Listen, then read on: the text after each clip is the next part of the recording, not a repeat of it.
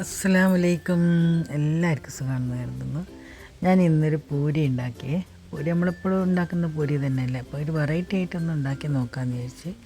ഇത് നമുക്ക് എന്താ പറയുക, കറിയൊന്നും വേണ്ട, വെറുതെ എങ്കിലും ചായക്ക് കടിച്ച് തിന്നാനും കറീൻ്റെ ആവശ്യമൊന്നുമില്ല. ഗോതമ്പ് പൊടിയാണ്, ഒരു 2 കപ്പ് പൊടിയെടുത്ത് പിന്നെ പാകത്തിന് ഉപ്പിട്ട് കൊടുക്കുക. ഉപ്പെല്ലാം വളരെ കുറച്ചിട്ട് കൊടുത്താൽ മതി. പിന്നെ നമ്മൾ സാധാ പൂരിയെല്ലാം കുഴക്കുന്ന പോലെ തന്നെ പച്ചവെള്ളം ഒഴിച്ചിട്ട് പിന്നെ കുറച്ച് കട്ടിക്ക് കുഴച്ചെടുക്കുക.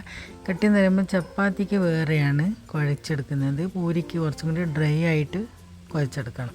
ചപ്പാത്തി കുറച്ച് പൊടിയെന്ന് ലൂസായാലും കുഴപ്പമില്ല, അങ്ങനെയല്ല ഒരുപാട് ടൈറ്റ് ആവണ്ട. പൂരിക്ക് നല്ല ടൈറ്റിൽ തന്നെ കുഴച്ചെടുക്കണം.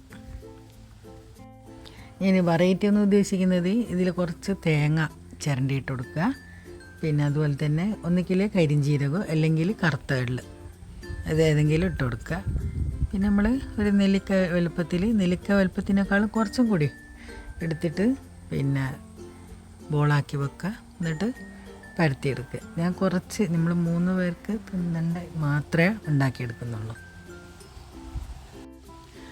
ഇനി ചപ്പാത്തി ആയാലും പൂരി ആയാലും മൈദ അങ്ങനെ ഉപയോഗിക്കില്ല, ഗോതമ്പ് പൊടി തന്നെ എടുക്കുക. ഗോതമ്പ് നമ്മൾ മില്ലിൽ നിന്ന് പൊടിപ്പിച്ചിട്ട് എടുക്കുക ചെയ്യുക. കുറച്ച് കട്ടിയിലൊന്ന് പരത്തിയെടുക്കണം, അല്ലെങ്കിൽ നമ്മളിത് പൊരിച്ചെടുക്കുമ്പോഴേക്ക് എന്താ പറയുക, വിറക് പോലെയായിപ്പോവും.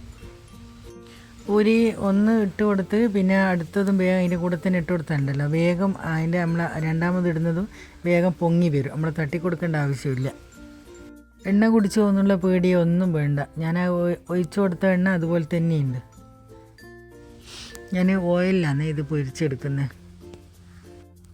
നമ്മൾ തേങ്ങാപ്പൂരി ഇവിടെ റെഡിയായി. എല്ലാവർക്കും ഇഷ്ടമാണെന്ന് കരുതുന്നു. Bye, thank you. എല്ലാവരും ട്രൈ ചെയ്ത് നോക്കണേ.